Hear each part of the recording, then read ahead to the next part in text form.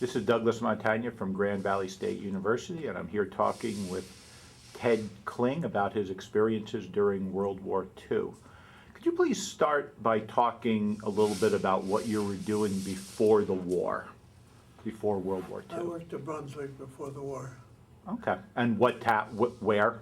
Oh, we're in a bowling alley. I used to run a matcher that builds the bowling alleys, you know, the tongue and groove lumber, because they had tongue and groove pine and maple at that time. And so I run the matcher there. Noisier and heck, but you get used to it, so. Was that here in Muskegon? Yeah. Oh, okay. Okay. And what year did you graduate? Did you graduate from high school?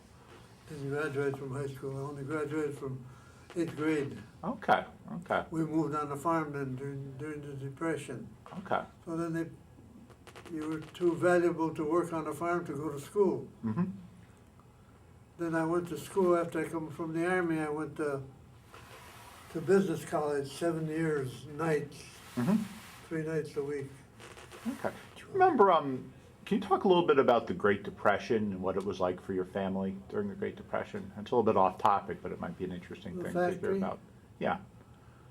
I liked it over there, because you get accustomed to it, you know. It was my first job from the farm. The Depression, Ted, he wanted you to talk about the Depression. Oh, Depression? Yeah, the Great Depression, when that hit and how it affected your family. Depression is something, I worked for 30 cents a day on the farm there to make some money, to make money to buy some clothes. I didn't have any clothes to go on Sunday. You wore your old clothes all the time, and you wanted something better, you had to get a job somewhere. And I worked for as low as 30 cents plowing behind 3 horses. Wow. Today you wouldn't want to do that for $30 an hour. Did you know, was the farm, the owner of the farm in your family, or just someone you just worked for? No, we were new on the farm, you know. We went there because my dad lost his job here in Lakey Foundry. And he was working 1 day a week or so, and that wasn't enough to live on. So we moved on the farm. We worked 7 days a week, and we didn't have much to live on then. Oh, wow. It was a dairy farm? Dairy farm, yeah. Okay. We had 12 cows there. But it's just like, even today, you can't make a living on a farm unless you have a big enough farm. And it's worse today than it was then.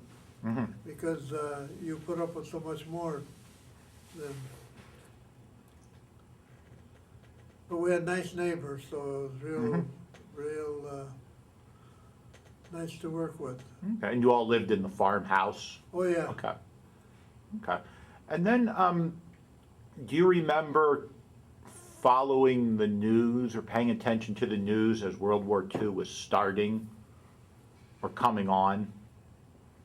We didn't hear about the war at all because we never took a newspaper. Okay. We had no electricity. We took no newspapers. We had no telephone. Okay. And we carried the lantern around to the barn always for milking and stuff. That's the only lights we had. Do you remember how you first heard about World War II? First I saw something in the paper, but then we were in a show in a theater, Michigan Theater, and come out, and we heard people selling extras, so we picked up an extra, and they says that the Japanese hit Pearl Harbor. That's the first time that we figured that they were in. Oh, okay. Were you surprised by that, or had you somehow heard word that something like this might happen? Or were you just totally surprised by that, the Japanese attack on Pearl Harbor? Well, today, when you stop and think of it, we weren't prepared for war at all. We were sleeping. Nobody ever dreamed of war. I worked with a fellow at Lapo Lumber that was in Pearl Harbor when they hit Pearl Harbor. And it just caused a catastrophe because they were sleeping on Sunday when the planes come through and start bombing everything. So Okay. by the time they woke up and everything, all they had to do was run somewhere and hide so they wouldn't get killed. And what circumstances led you to join the service? Were you drafted or did you I was volunteer? drafted. Okay. When I was 18 years old, I walked from Ravenna to Muskegon down the railroad, and I ended up by Seal Power. I stopped and sat down and ate my lunch there, and then I walked another mile to the post office, you know. And they examined me all over, and they says, "You'll never make it." He says, "You got such flat feet," he says, "you can't walk 2 blocks." And I says, "Well, you know, I hate to tell you this, but I just walked 18 miles and I ended up by Seal Power, and I walked another mile here." "Oh," he said, "we listen to that BS every day," he says, to this other guy. He says, "You'll never make it." He says, "I don't think you walked the Laketon Avenue." I said, "How do you think I'm gonna get home?" I said, "I'm planning on walking to Camwine Cannon on Henry Street because one of my neighbors on the farm lives there and I'm gonna get a ride home." Mm-hmm. Then when I got into Battle Creek, 5 minutes after he looked at me, he says, "You're in the Army." And I told him all about this exam I had, you know. He says, "When you were 18 years old of 1935, they didn't need anybody in the Army." So he said, "Unless you were a general's son, you never got in the Army." Mm-hmm. But now he says, "If you got 2 feet and 2 hands, you know you're in the Army." Mm-hmm. Okay. Do you remember when you were drafted or how they contacted you? You got something in the mail? No, I got a mail through the mail. Okay. And then I notified Brunswick that I was leaving and so on. Do you remember your reaction, how you felt about being drafted? Were you scared? Did you feel this was just going to be your duty and you would just do Really, it? I didn't stop to think. Okay. Yeah, you didn't stop to think about it. Okay. Now, most of your friends and family were being drafted Yeah, about your there age was group? 7 of us that knew each other in that first draft of 120 men from Muskegon. And they all said, "Boy, it'd be so nice if we all got into one outfit. It'd be so nice." And heck, we scattered after Battle Creek. Everybody went a different way. Mm-hmm. And I was the only one that ended up in Fort Sill, Oklahoma. Okay. Did they give you much of a choice about which branch of the service to join or what kind of job you would do? Or did they pretty much tell you? No, they didn't tell you anything. Just got into basic training. But Fort Sill is the west point of the field artillery. Mm-hmm. And they train officers there. And I was sent there by mistake. I had a high IQ, so they sent me there. And they asked me where my high school and college was, because he says, "We have no record of it." I said, "I have no record either. I never went there." Mm-hmm. And I told them what happened. And a couple of days later, they came up to me and he says, "You know, the reason they sent you here is because you had a high IQ." So then about 2 or 3 weeks later, I talked to an officer that was over there and I said, "What is an IQ?" So but I stayed there. I was gonna, they had a group leave to, the heck, them islands out by Alaska, Aleutians. Mm-hmm. They left and I was kind of a outlaw or something because I had never made it in there. And this battery commander was from Manhattan and he told me to clean up the barracks there till the next group comes in. And he didn't have nothing for me to do. So I cleaned them up and then he got a bunch of guys from New York, from Brooklyn, Bronx, Long Island, all of them. Almost all, I would say there was 70 of them college educated. But you know that about 50% of those 70 never drove a car in their life. They didn't know how to drive a car because they had no place to park or anything. So they didn't know how to work on a car or tune up a car, nothing. I used to tune up all the cars on the farm and I used to grease them and change oil and everything. change the tires and so on. So you had to teach all of these guys all of this. So they put me in as a teacher on all these college guys. Mm-hmm. And I worked out all right. So then he kept me there and he stayed and didn't let me go. He kept me there instructing all the time. And I just fell in the right place at the right time, because if I'd have fell in something else, they probably kicked me out of there. Do you remember basic training? Was that particularly difficult? Not not me. Basic training for me was fun, because I weighed about 140 when I left here. After basic training, I weighed 169. Mm-hmm. So that was nothing for me. It was all fun. Mm-hmm. Because when you work on a farm there, you work 10, 12 hours a day, you know, walking around. Then at night you don't have nothing to do, so you go visit the neighbor 2.5, 3 miles away, you know, walking, and there was nothing for you. Mm-hmm. But in the service over there, you had regular hours, and you slept regular, and you ate regular and everything, so I gained weight very fast. So it was actually, basic training was actually easier for you than what you had Oh. been doing? The easiest thing out. Wow. Wow. Did other people, though, have trouble with it? Some of them do, yeah, some of Okay. them did, especially the heavier guys, because there was a lot of walking to do, you know, and they did have trouble walking. I had no problem walking at all. Mm-hmm. These guys told me I couldn't walk 2 blocks. I'm thinking I walked all these years and never had any problems. Mm-hmm. Then what did you do after you were teaching the people how to tune up cars and so forth? What did we do? Yeah, what came next for you? Did you do that for a while? We got different groups. A group would go out, and then they got another new group always. Always a new group, Mm-hmm. teaching them this. Mm-hmm. And I was kept there as a teacher until, from then on they start promoting me from private first class to corporal to sergeant to staff sergeant to tech sergeant and the first sergeant. Mm-hmm. So about a year and something went by, and then I was running a battery, first sergeant. I had 98 guys in the service battery. Mm-hmm. Then, of course, during combat, we run into problems because we had a C battery. We had A, B, and C batteries that were firing batteries. And service battery was one that serviced all the batteries with ammunition and stuff like that. Well, I knew everybody in service battery because I taught them all, because we brought them in from the time they were civilians. But my battery commander was one of the best in the battalion. He was a young fellow from Manhattan. And service battery was the best in the battalion of all the batteries. So the colonel come up and he told the battery commander, he says, why don't you, I'd like to have you take care of C battery, because we're losing so many people there and there's so much problems in the thing.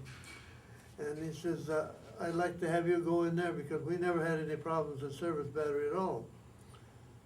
So he said, I'll take over C battery if I can have my own first sergeant.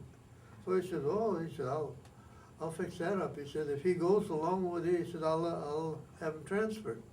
So then I went with him. We had 148 men in the C battery, see, which was much more than we had in the service. We had 98 in the service battery. But we had 5 105s and 3 155s that we fired over there. So we had to have personnel to fire them guns. Do you remember when you first went overseas to England first, I imagine, and then? Well, when I first went overseas, I went to Bournemouth, England. Mm-hmm. And in Bournemouth, we couldn't get across, we couldn't ship anything across the channel because they were bombing it by day and submarines by night. So we had to go to Scotland to pick up our stuff. So I took a truck and 7 men, took them to Scotland over there. Oh, probably you heard over there's about 5, 6 years ago, they had a plane blow up in Scotland over there. Well, that's the town that we picked up all our equipment. Mm-hmm. But that was quiet during that time because the Germans weren't around Scotland at all. Mm-hmm. So we picked up all our equipment and brought it back. Then we had trouble going across the English Channel because Today, they go across the channel in 15 minutes through the tunnel. Took us 3 days. It's 22 miles. Wow. By night, by days, they were bombing. And, yeah, by night, submarines. So we couldn't move. You had to shut the engines off so that submarines couldn't pick you up. And by days, you try to move a little bit, and then bombers come out. So it took us 3 days to cross that channel to Le Havre. You remember how long this was after D-Day, where you went over to the continent? Oh yeah, D-Day was June 7th. We didn't go there till just before 44. Okay, so, okay. In fact, we have a thing on the place that we went through. You can go. Okay. And then we got into the Hurtgen Forest, you know, and Battle of the Bulge, and Remagen.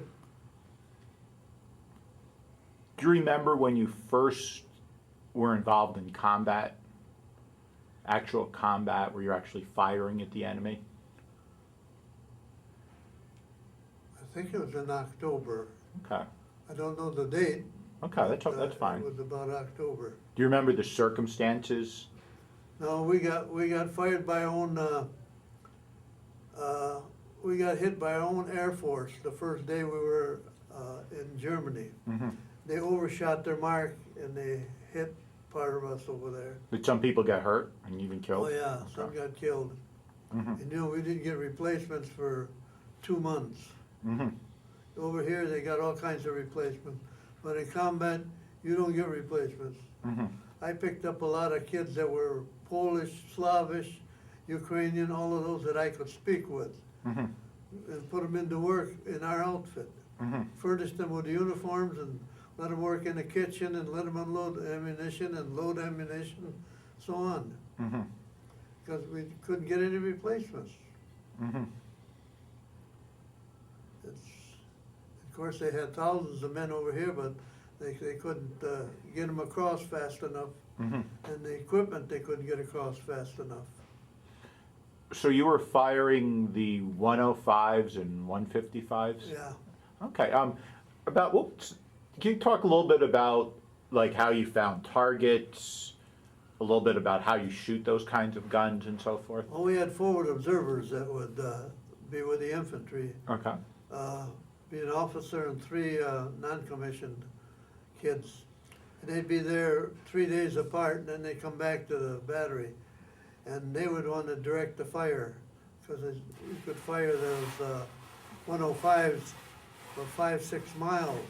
And the 155s not so far, but higher. And they would tell us, whenever we blew up a thing, they'd tell us how far we were, either to the right or to the left or forward or backward. So we'd figure it out a little bit and then drop another one and see where that ended up. And my battery commander was probably the best, I would say the best firing officer in the battalion. Okay.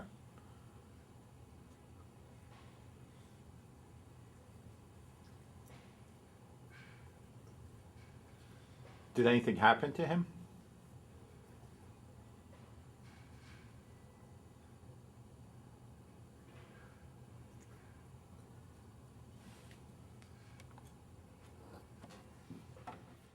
We'll just plot.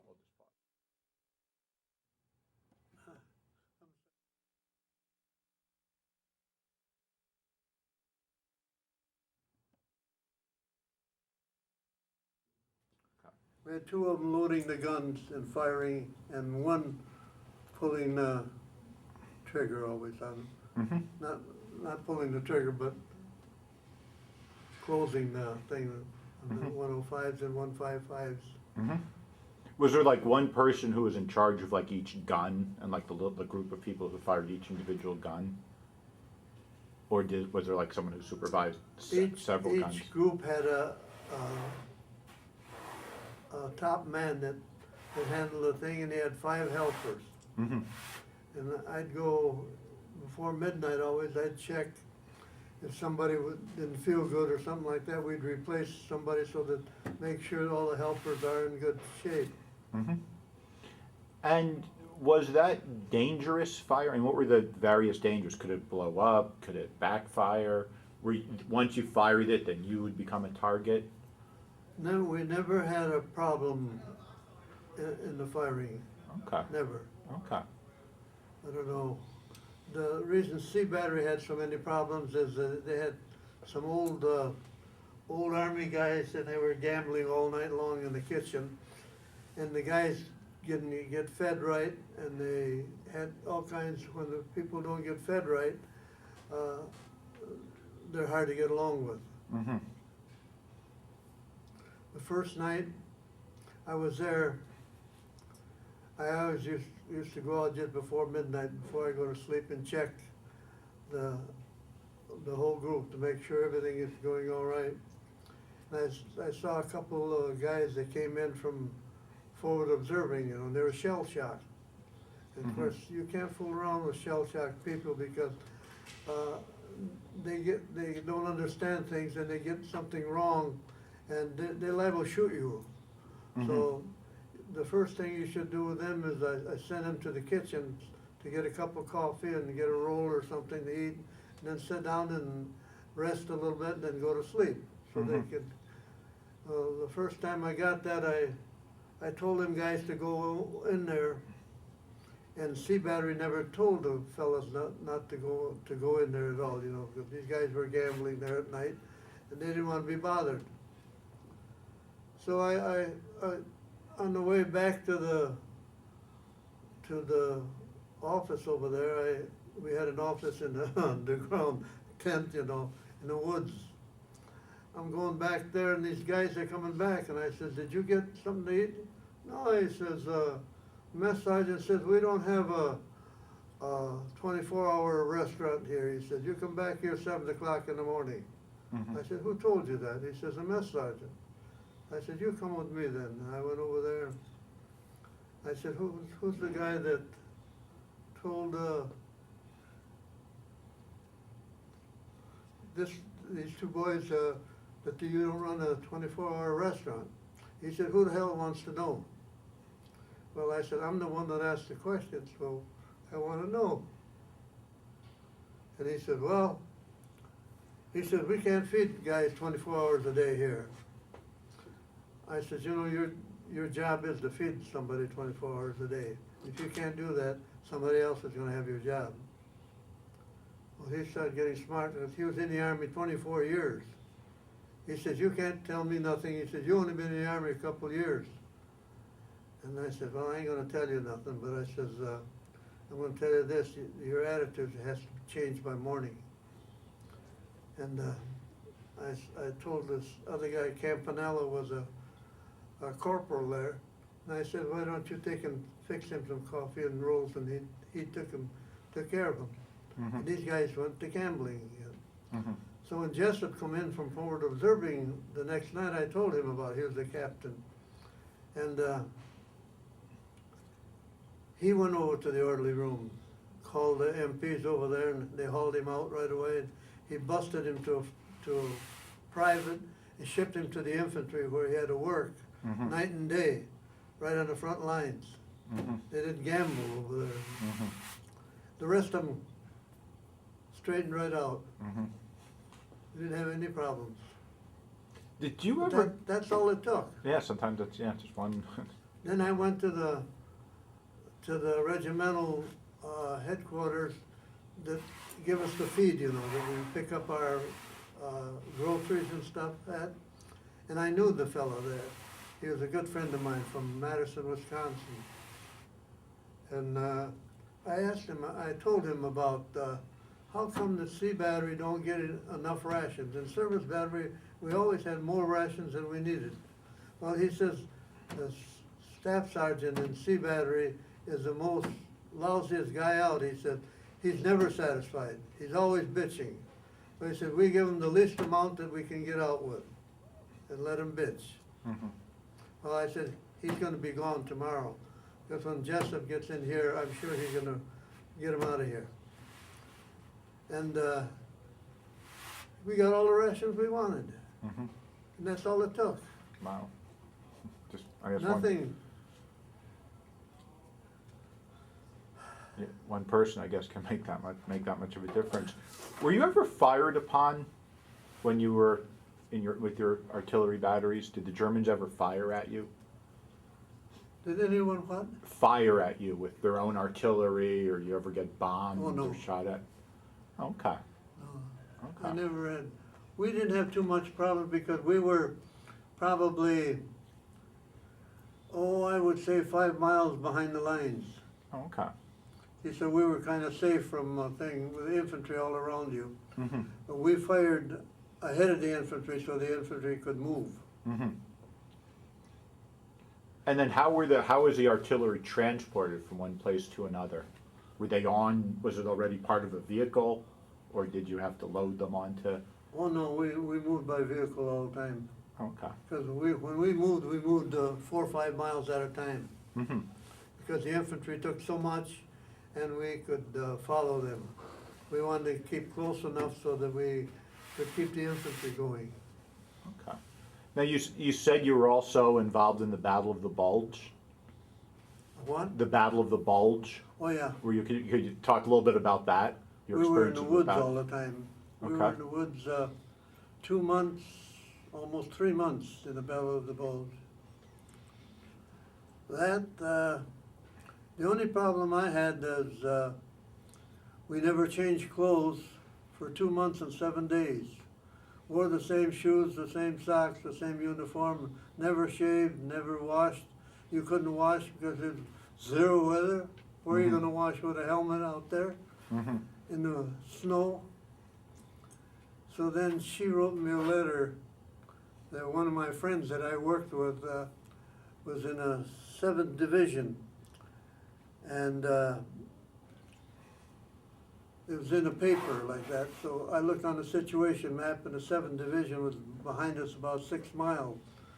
So the next time I went forward observing, 'cause I used to go forward observing when my battery commander would watch the battery for me. Because we were short officers and I didn't have to go, but I did some firing in Fort Sill, so I was familiar with it. And so we went over there. I got in line.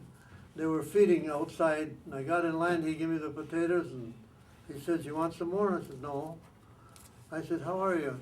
He says, "Okay." He says, "Who are you?" He says, "Am I supposed to know you? I worked with him in Brunswick. I went to school with him 8 years." Mhm. He didn't recognize me Wow. because I had a beard. Mm-hmm. I had hair down to my shoulders. Mm-hmm. And you don't wash, you don't shave, you don't do nothing. Mhm. He says, "What the hell happened to you?" Mm-hmm. And when you were in the woods all that time, did you have your artillery with you? Have what? Your artillery? Oh yeah. Okay. And Oh, so you were yeah. still firing at the Germans? Our guns were all around us. Mm-hmm. I had the orderly room in the middle. I had a tent set up and snow packed all around us so the wind couldn't get into the place there. Mhm. And we had about, probably 6 or 8 men sleeping there nights all the time with me. Mm-hmm. Because it was easier for them to sleep than to sleep in a tent, you know. Mm-hmm. And then, after the Battle of the Bulge, did you get some rest, or did you have to just keep No, going? From the Battle of the Bulge, we went to the Rhine. Okay. To, what the heck, was the name of the place now? On the Rhine River to,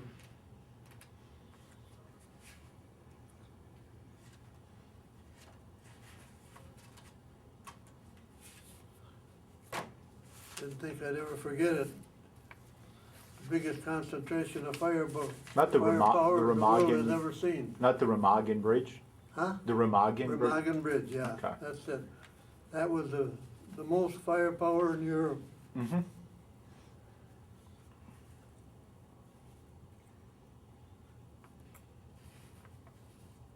Here's something that the general wrote about the thing after the thing is. And once, the reason why it was so busy there is because Hitler figured once we got across the Rhine, Germany is gone. Because once we got across the Rhine, that we were fighting in his backyard, where he was used to fighting in everybody else's backyard, all the way through Europe and Africa. And once we got across the Rhine, that's why they had these suicide bombers coming down every 10 minutes. That's interesting. You hear about the Japanese or the kamikazes, but you don't hear too much about the Germans doing that. Is there anything else about that battle that you remember, crossing the Rhine? No, other than firing. We were firing for 3 days and nights, steady, with howitzers, both howitzers, and all machine guns. Every machine gun was going, the United States had. And that's why when the planes come through the air, you didn't hit the plane hit the shrapnel and blew up. What about for your hearing? Did you wear earmuffs and things? No problem, no earmuffs. Okay, you just. I had an awful noise in Brunswick over there, and over there ears didn't bother me. So you were used to They that. told me when I got to Fort Sill that a guy could sleep right by a 155, and it would shake him off the ground 6 inches, and he'd fall back and go to sleep. I wouldn't believe it. 2 days later, I saw that.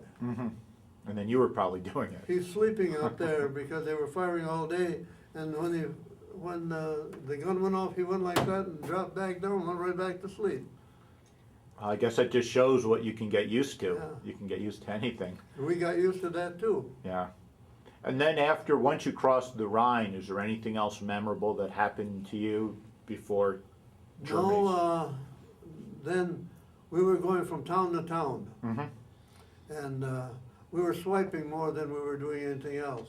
We ran into a grocery store over there and took 7 cases of eggs out and cleaned everything out there. And we met an infantry over there. We asked him when they had eggs last, and he said about 6 months ago. Well, he said, hang around us. He said, we're going to fry eggs in an hour. So we were frying eggs all night long and eating. And you were still firing at the Germans, right? You're still. Oh, yeah. Okay. Okay. Do you remember any contact with the German civilians during this time? German civilians didn't bother us at all. Okay. None. I was really surprised. Did you meet any? Did you interact with any? Oh, yeah. I had several guys that could speak German good. I had Cook and that guy in Wisconsin, forgot he was German. He could talk real good. I could talk Polish, Slavish, and Ukrainian. The other 2 guys could talk German good. How did you learn those languages? Growing up. I'm Polish. Okay. Okay. And the Slavish language is almost like Polish. Okay. It's like the Northern American language and the Southern language, you all and so on. Right. Right. And the Ukrainian is a little like the Jersey language. Okay. But I could understand all of them, so. Okay. And do you remember how the war ended? You remember that day when Germany finally surrendered? The war ended a day after we caught about 5,000 prisoners in one place. We caught all of them prisoners. We figured what they were doing, what are they doing around us? Because we were up on the hill and we didn't know what they were down below in the valley. And it was all woods. They were all hiding in the woods, but they were hiding there to give up. And I was surprised when they come up and he come up to me there and he wanted to give up, and I called Coons up because he was a German from Wisconsin. And I called Kuntz over, and he come over and he started talking to the German. He says, they got about 5,000 men they want to give up. He says, oh, they're all in the woods down below. So he says, I can get them all for you if you got a place for them. Do you remember how these Germans looked? Were they thin? Were they poorly clothed? Were they older, younger than most soldiers? No, there was, toward the end of the thing, there was 14, 15-year-old guys in the Okay. thing. Okay. But at the beginning, there wasn't anyone. Hitler was going through all the countries daily, you know. They had all the modern equipment. The other countries didn't have any. Mhm. In fact, we didn't have nothing either. And it didn't took us about 3 years before we got anything. Mhm. And our tanks, we used to have 70 millimeter, which just bounced off the German tanks. Mhm. And they had 88s that go right through our tanks. Mhm. So about the last 3 months, I think, before the war ended, we got these 96 outfits. And boy, they were good. They could take care of anything Germany had. Mhm. But we didn't use them very much. Mhm. We got them all when the war was ending. Mhm. So for the most part, the Americans fought with inferior equipment to the Germans, Oh, yeah. and just the courage and just the overwhelming The only numbers. thing that they had a lot of it. When Mhm. Hitler was running out of ammunition and stuff, we were having truckload after truckload coming in. The Germans were running out. Mhm. And when you run out of ammunition, you're out. Not much you can do. Okay. And do you remember your feeling, how you felt when the war ended? Do you remember any special feelings, just Oh, relief, elation? Oh, we were glad that everything ended. Okay. And we were getting everything ready to go to Japan. Okay. Okay. See, when we didn't have nothing to do, we were painting the tanks and painting the trucks and tuning them up and everything so that we were gonna go to Japan through Russia, Mhm. because we didn't want to go around the water. So Mhm. Russia was letting us through there, and everything was going good, and then Roosevelt died, Mhm. and Truman woke up. He became the president, and he was the best president we had. He says, Japan killed enough people now, so he sent these guys with the airplanes that blew up The the atomic two bombs. towns. Yeah. Did you And the war ended. did you expect that after fighting in Germany you were going to have to then go to Japan? Most of you guys thought that was going to happen to you. We didn't think about that, but all of a sudden Germany ended, and Japan is still fighting. So they Mhm. said to get everything ready, and we'll drive right through Russia into Japan. Do you remember your feeling about that? Do you remember feeling like that would be maybe depressing, upsetting? Because after winning the war against Germany, then you have to then go fight in basically another war? Or was it just part of your duty? Is that how you This is saw just it? part of your duty, because Okay. nowadays they're fighting in Iraq, and every year they send the people back here for 30 days or so, and then they send them back to Iraq. Well, over there you never send anybody back. You didn't leave there until you either got shot, killed, or wounded or something. That's the only way you got out of combat. Okay. And do you remember how long you stayed in the military, stayed in the Army after the war ended? A lot of them did. Okay. But Some you- did. What did you do? Did At you one stay point, in? You I got went out to right work away. the second day I come home. Oh, okay. So you got out quickly. Yeah, Okay. I wanted to forget about the war. Okay. So there was no temptation for you to stay in that wasn't for you, the military But life. I had a friend from Virginia, Ted Williams. He was in the National Guard up until he died last year. Mm-hmm. All of these years, from 45, he was in the National Guard. Stayed in. He Okay. liked the service. You liked the life, but not you. You were glad to. I didn't want nothing to do with the service. Okay. And once you left, the military, did you stay in touch with your friends and comrades? Okay. We went back, my battery commander and I, we kept in touch all these years until he died last year. Okay. And he told me all the guys that he met, Mm-hmm. and I would tell him all the guys that I met, so that he'd know where to contact them and so on. And then I had a card that I had everybody that was in the battery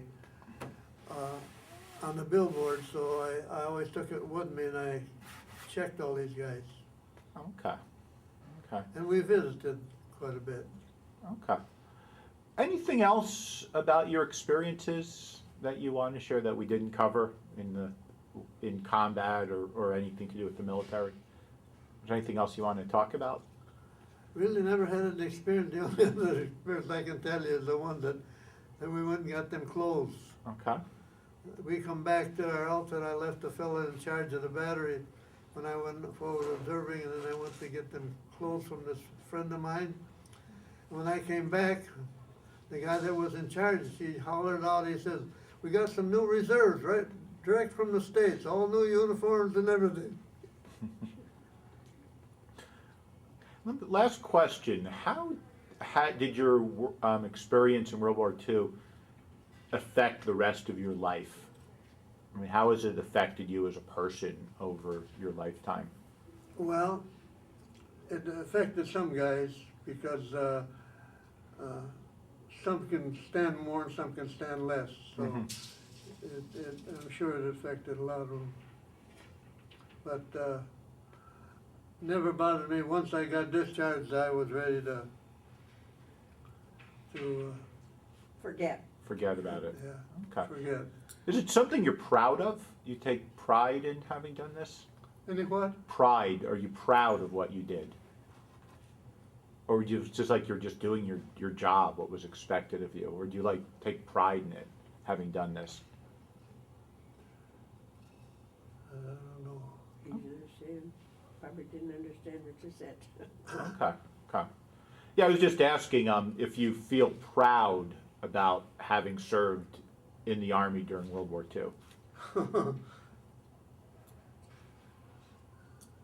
It's a hard question, I know, but Yeah. I'm just curious of what your response to I that. had a kid that left college and joined the Marines.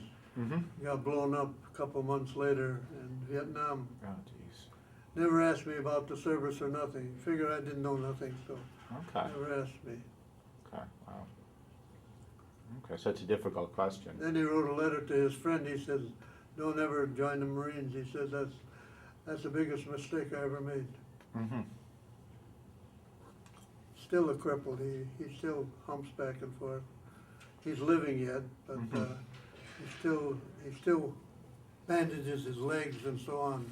At one time they were going to cut both legs off, and one doctor wouldn't do that, so he took all the bandages off and everything, and they found a sponge in his knee. That's causing all the infection. Mm-hmm. That was left in from the surgery. Yeah, they put that in somewhere in Japan or somewhere wherever they stopped the flow of blood. Wow. And then from then on, he got okay, and he's been in the building business, and building business is hard, climbing up on roofs and everything, you Sure. know. Mm-hmm. And he was in that business for 20 years, I think, or 25 years. Mm-hmm. Okay. Okay. Well, thank you very much.